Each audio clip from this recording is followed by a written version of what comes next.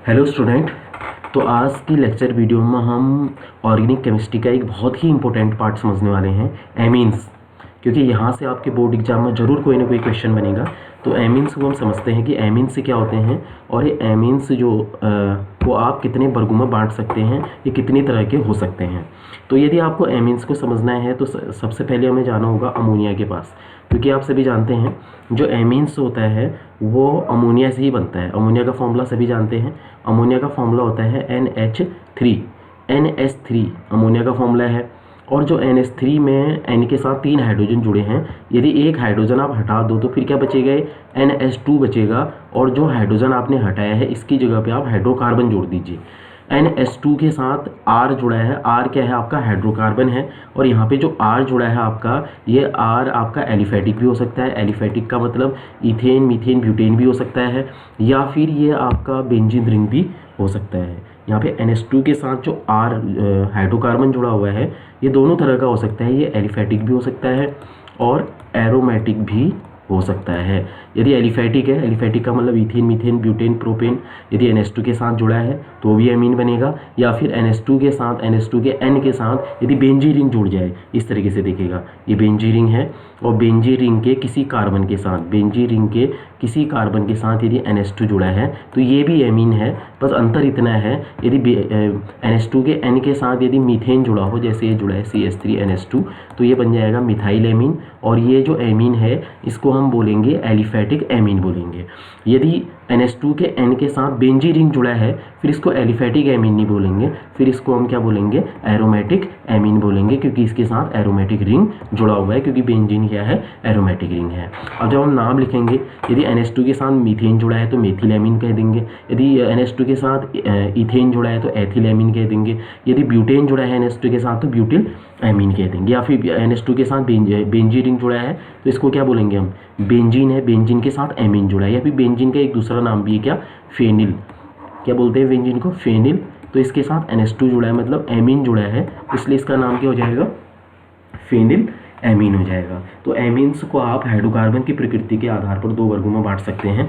या आप यदि एमीन्स के N के साथ, एमीन्स में जो एमीन समूह होता है उसके नाइट्रोजन के साथ यदि एलिफेटिक हाइड्रोकार्बन जुड़ा है, इथेन, मीथेन, ब्यूटेन जुड़े हैं, तो उसको आप बोलेंगे एलिफेटिक एमीन। यदि एमीन समूह यानी NH2 के N के साथ यदि बेंजीन रिंग जुड़ा है, एरोमेटिक रिंग जुड़ा है, तो उसको आप कह देंगे क्या, एरोमेटिक एमीन कह देंगे। ठीक है। इसी तरीके से आप नाइट्रोजन की प्रकृति के आधार पर भी एमीन्स को वर्गीकृत कर सकते हैं। अब किस तरीके से वर्गीकृत करेंगे इसको समझते हैं हम। नाइट्रोजन की प्रकृति के आधार पर भी आप एमीन्स का वर्गीकरण कर सकते हो, क्योंकि जो एमीन आपका, एमीन में जो एमीन समूह है उसके पास नाइट्रोजन है। क्या है, नाइट्रोजन है। तो इस नाइट्रोजन की प्रकृति को देखते हैं। मैं आपको 3 स्ट्रक्चर दे रहा हूँ यहाँ पे, ध्यान से आप देखिएगा इनको, 3 स्ट्रक्चर को। पहला स्ट्रक्चर क्या है, देखिए पहला स्ट्रक्चर ये है कि ये CH3 जुड़ा है, ये CH3 है और इस CH3 के साथ NH2 जुड़ा हुआ है। ठीक है। अब एक स्ट्रक्चर और बना रहा हूँ मैं, ये CH3 है और इस CH3 के साथ NH जुड़ा है, NH2 नहीं जुड़ा है, NH जुड़ा है। एक हाइड्रोजन और कम कर दिया मैंने इसमें, और जो हाइड्रोजन कम हुआ उसकी जगह पे एक और CH3 आ गया है।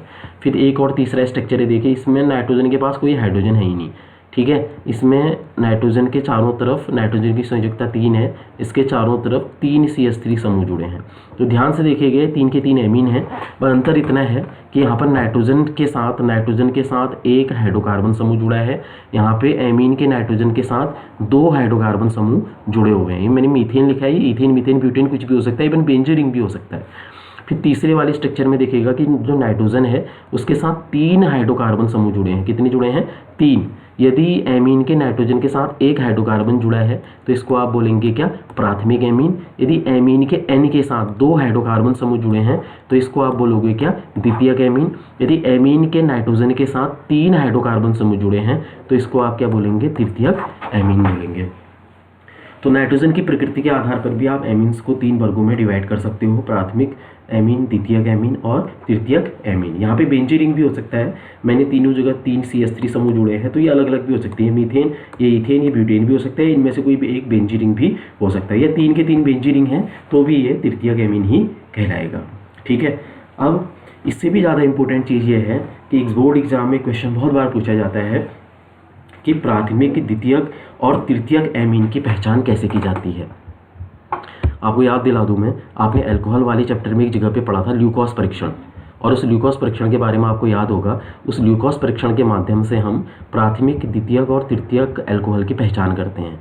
उसी तरह से आप प्राथमिक, द्वितीयक और तृतीयक एमीन्स की भी पहचान कर सकते हैं। इसके लिए भी एक परीक्षण है जो आपके बोर्ड एग्जाम के लिए काफ़ी ज़्यादा इंपॉर्टेंट है, तो इसको भी हम देखेंगे। वो कौन सा परीक्षण है जिसके माध्यम से आप प्राथमिक, द्वितीयक और तृतीयक एमीन की पहचान कर सकते हो, उस परीक्षण की को आपको बताने वाला हूँ मैं। उस परीक्षण का नाम है हिंसबर्ग परीक्षण। जैसे अल्कोहल के लिए ल्यूकोस परीक्षण था, तो प्राथमिक, द्वितीयक, तृतीयक एमीन की पहचान करने के लिए भी एक परीक्षण है, और उस परीक्षण का नाम है हिंसबर्ग परीक्षण। परीक्षण का नाम है हिंसबर्ग परीक्षण। परीक्षण का नाम है हिंसबर्ग परीक्षण, ये याद रखना आप, हिंसबर्ग परीक्षण, ठीक है। चलिए इसको दोबारा लिखता हूँ मैं, हिंसबर्ग परीक्षण। जैसे वहाँ ल्यूकोस परीक्षण से आपने अल्कोहल की पहचान की थी, यहाँ आप क्या करने वाले हो, यहाँ आप करने वाले हो प्राथमिक, द्वितीयक और तृतीयक एमीन की पहचान करने वाले हो, और उस परीक्षण का नाम क्या है, हिंसबर्ग परीक्षण है। हिंसबर्ग परीक्षण के माध्यम से आप प्राथमिक, द्वितीयक और तृतीयक एमीन की पहचान कर सकते हो। अब हिंसबर्ग परीक्षण किसके द्वारा करोगे, इसके लिए आपको कोई ना कोई रासायनिक पदार्थ की आवश्यकता पड़ेगी। हिंसबर्ग परीक्षण में जैसे ल्यूकोस परीक्षण में ल्यूकोस अभिकर्मक चाहिए था, वैसे ही हिंसबर्ग परीक्षण में भी एक हिंसबर्ग अभिकर्मक होता है, और वो कौन होता है, उसका फॉर्मूला लिख रहा हूँ मैं यहाँ पे, C6H5SO2Cl। ये फॉर्मूला याद रखिएगा, C6H5SO2Cl, इसको बोला जाता है बेंजीन सल्फोनिल क्लोराइड। इसका नाम है क्या, benzene sulphonyl chloride, benzene sulphonyl chloride, C6H5SO2Cl, यह है बेंजीन सल्फोनिल क्लोराइड। तो हिंसबर्ग परीक्षण में आप एमीन्स की क्रिया किससे कराने वाले हो, बेंजीन सल्फोनिल क्लोराइड से कराने वाले हो। अगर आप यदि आपका एमीन प्राथमिक होगा, यदि आपका एमीन प्राथमिक होगा, वो हिंसबर्ग अभिकर्मक से क्रिया करेगा, C6H5SO2Cl से क्रिया करेगा, और क्रिया करके एक यौगिक बनाएगा जिसको आप बोलोगे क्या, सल्फोनेमाइड। क्या बोलोगे उसको, जो यौगिक बनेगा, यदि सल्फोनेमाइड, यदि आपका एमीन प्राथमिक है और वो हिंसबर्ग अभिकर्मक C6H5SO2Cl से क्रिया करेगा और एक सल्फोनेमाइड बनाएगा, और वो जो सल्फोनेमाइड बनेगा इस अभिक्रिया में, ये जो सल्फोनेमाइड है ये क्षार में विलय होगा, किसमें भी घुल जाएगा, ये क्षार में विलय होगा। लेकिन यदि आपका एमीन द्वितीयक है, ये भी हिंसबर्ग अभिकर्मक से क्रिया करेगा, C6H5SO2Cl से क्रिया करेगा, ये भी सल्फोनेमाइड बनाएगा, ये भी सल्फोनेमाइड ही बनाएगा, लेकिन इसके द्वारा बनाया गया जो सल्फोनेमाइड होगा वो क्षार में नहीं घुलेगा, वो क्षार में अविलय होगा। ये ध्यान देना, क्योंकि प्राथमिक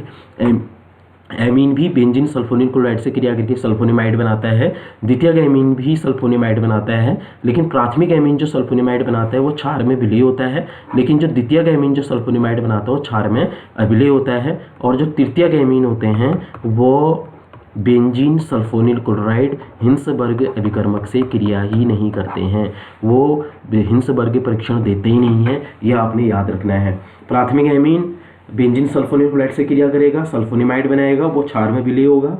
द्वितीयक एमीन बेंजीन सल्फोनिल क्लोराइड से क्रिया करेगा, वो भी सल्फोनेमाइड बनाएगा, लेकिन वो क्षार में अविलय होगा। और तृतीयक एमीन जो है वो हिंसबर्ग परीक्षण नहीं देते हैं, तृतीयक एमीन हिंसबर्ग परीक्षण नहीं देते हैं। आपको मैंने एक PDF भेजा हुआ है जहाँ पर आपको सल्फोनेमाइड बनता हुआ उस PDF में आपको वो रिएक्शन आपको उस PDF में मिलेगी, तो ज़रूर आप उस PDF को देख लीजिएगा और उसके बाद इस वीडियो को आप ज़रूर देखिएगा।